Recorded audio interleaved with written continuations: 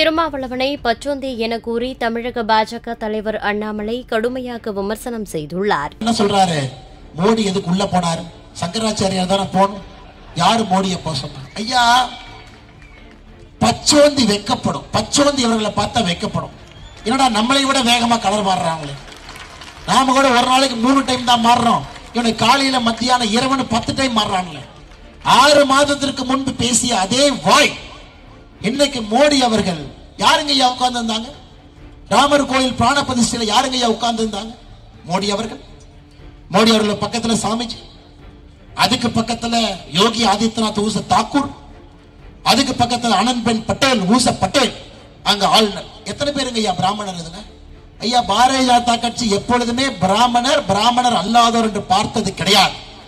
ஆனால் இங்க இருக்கக்கூடியவங்க அதை பிராமணர் இத்தனை காலமா வண்டி ஓட்டிட்டு இருக்காங்க.